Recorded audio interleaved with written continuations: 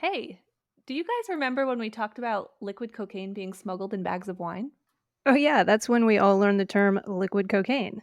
Right. So, as it turns out, that's not even close to the most nefarious substance someone has found in their wine this past year. A priest in southern Italy was recently leading mass when he smelled something odd in the altar wine, and it turns out there's bleach in the wine. Oh shit, that is gnarly. Rumor has it that'll kill you. Yeah, I've heard that rumor too. The priest actually thinks it was an assassination attempt by the Ndrangheta, a criminal organization that operates mostly in southern Italy. Yeah, and points to Ruby for pronouncing that Calabrian dialect correctly. According to Wikipedia, this Calabrian crime ring dates back to the 19th century and dabbles in, drugs, human trafficking, weapons, money laundering, racketeering, extortion, and loan sharking. But, why not diversify? Priest poisoning is apparently an area for growth for them. Well, this priest apparently had it coming since he spoke out against the criminal acts of these mafia types. But he seems totally chill about it. He's quoted in the Telegraph as saying, I feel calm. I would not be feeling calm. I know this isn't very priestly, I suppose, but I'm imagining some sort of John Wick-esque movie about a priest who enlightens a bunch of mafiosos. Yeah, but that's not this guy's style. According to The Guardian, this almost poisoned priest posted on social media, "My revenge is called love, my shield forgiveness, my armor mercy." He is going to kick these guys' asses with kindness.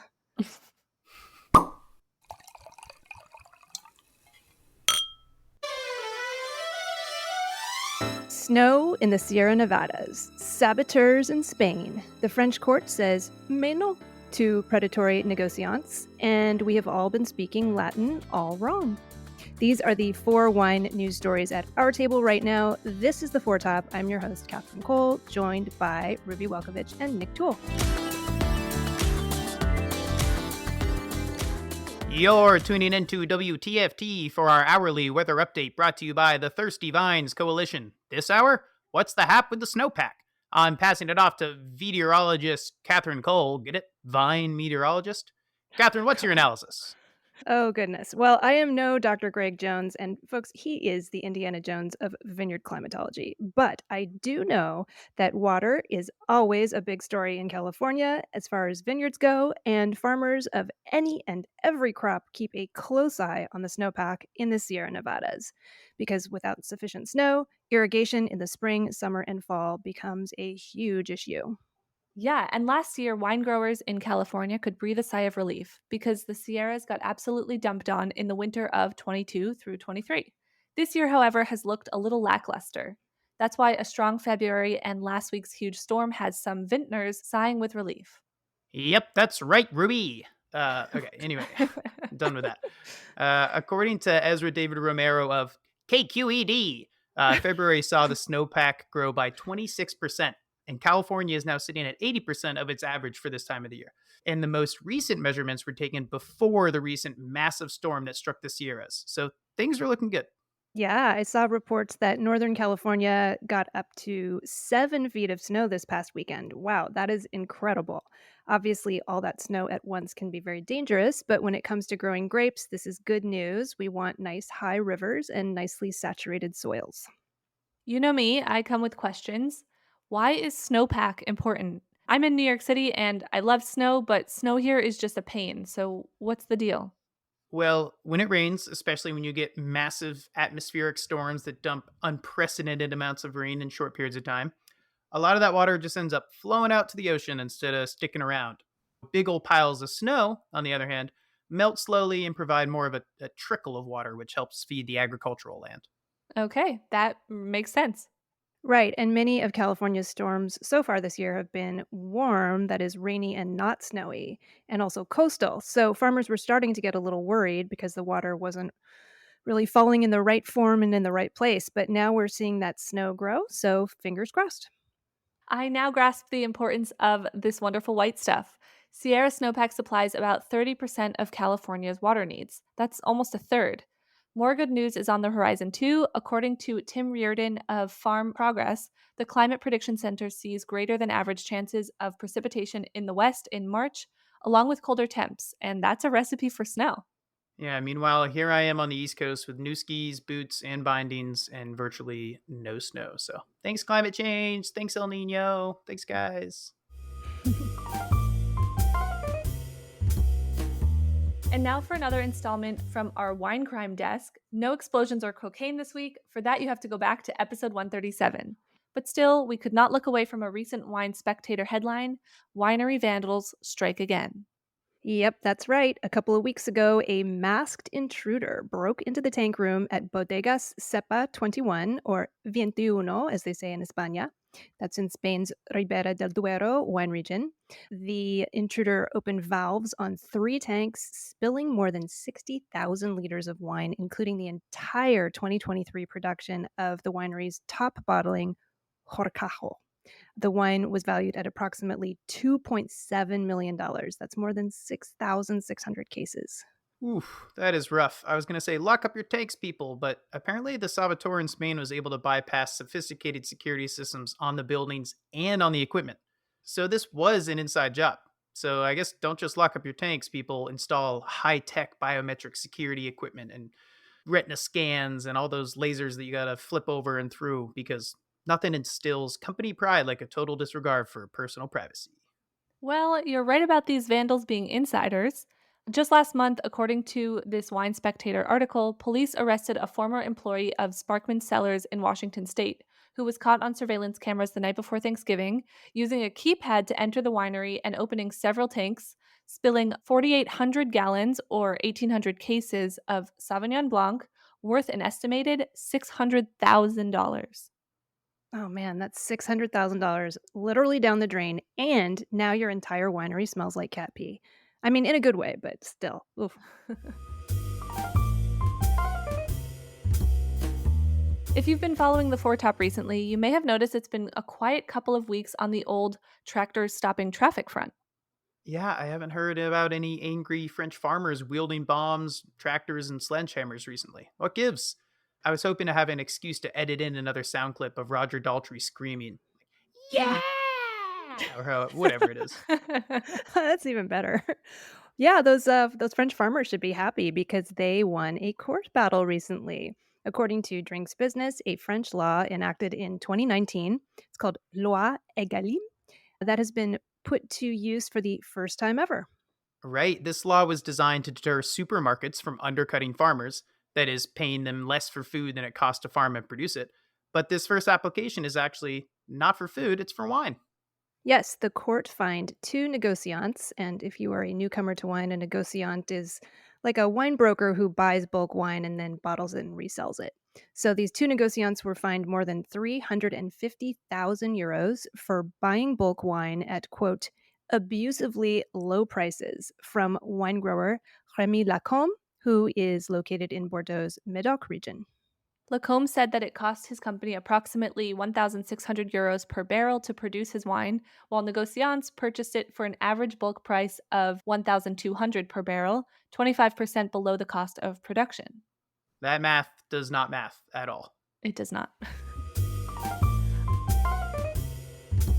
All right, before I start our next news story, I wanted to ask if you guys have your very own Roman Empire. You might What? need to explain to us what your very own Roman Empire Oh, means. okay. Sure, why not? So a few months ago on TikTok, there was this trend going around where people were asking their dads or their boyfriends or husbands or other male figures in their life how often they think about the Roman Empire. And it turns out that a lot of men think about the Roman Empire quite frequently. So the new thing is to ask, what is your personal Roman Empire? So what is something that you think about very often? So for example, my Roman Empire is probably the Apparently Kid, which if you don't remember or don't know is a viral video. I don't even know how long ago it was from. And it's a really cute little redheaded kid that says apparently a lot, and I like him a lot. Well, Ruby, leave it up to you to get me up to speed on pop culture because I didn't know Anytime. about any of this. But now that I think about it, I guess my very own Roman Empire is thinking about the framers of the Constitution. I know I'm a dork, but so often these things come up in the news, and I think, what would the framers of the Constitution think if they knew how their words were being misapplied? Ah! So that's my Roman Empire. How about you, Nick? That That That's a seems like good a one. very appropriate one. Yeah. Yeah. Mine's the Numa Numa guy. So, one of the original millennial viral videos, the Numa Numa guy. So if you know, you know. I don't know.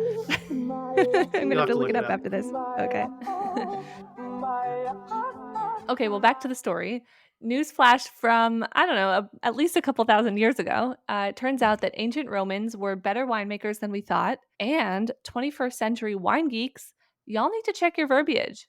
Yeah, that's right. According to a paper published in Cambridge University Press's journal Antiquity, which we checked out thanks to Wine Spectator's reporting, ancient Roman vintners would be totally at home in today's wineries. They knew how to stir the lees, control maceration, and punch down. They controlled oxidation, maceration, and even fermentation temperatures. So they really know what they were doing. Yeah. And on top of all of this fascinating information about ancient winemaking, reading this paper made me realize that, along with most of the rest of the wine industry, I have been using the wrong terminology all of this time. What? Yeah, so the paper's authors describe combing through recent discoveries at Dolia de Fossa, or buried Dolia, archaeological sites near Ravenna, Rome, and Pompeii. So, Catherine, moment of truth. What is a Dolia? Yeah, I think it's time for me to quote some Latin and say mea culpa, because a dolium, that's the singular of dolia, is in fact the thing that we are all picturing when we throw around the term amphora. I mean, I am so embarrassed that it took me this long to put two and two together because I literally have been staring at ancient paintings of amphorae for years as I've been writing about these topics related to, traditional style winemaking. And those paintings always depict these very long, narrow, pointy jugs with handles, not the big vessels that are used for fermentation. Okay, so amphorae were those big, narrow urns that were often decorated and used for storage and shipping, while dolia were those big, fat fermentation vessels that were buried underground for temperature controlled fermentation and aging. Right? Yeah, they are essentially the same thing as qvevri, which are still used today in the Republic of Georgia. And the authors of the paper in Antiquity, in fact, use qvevri as present day points of comparison. Yep. And side note, folks, next time you're in the Southern Rhone or Provence, I have a fun day trip for you. There's this place called Mas de Tourelle. It's near Avignon. It's a modern day winery that happened to be built on top of an ancient Gallo Roman winery. And the archaeological site is all dug up. And so the winery owners, they actually put on togas to work harvest, and they have rebuilt this ancient Roman winery according to descriptions from Cato, and they follow winemaking treatises by Columella and Pliny to make their wines. It's like a super fun day trip. And now I know that all these years I've been describing this place and using the term amphorae when I should have been saying dolia. So I stand corrected. New word. Actually, it's an old word. Old word that's now a new word. Old new word. Alrighty, folks. We released a big episode last week, so we're devoting our dessert course to a little recap of our conversation with Dr. Laura Catena and Dr. Miles Hassel. Yeah, Ruby and I were not part of the episode, but we've had time to listen, and there is a lot in there. I really latched on to Miles's point about the Nurses' Health Study, which is a massive study of risk factors for major chronic diseases in women.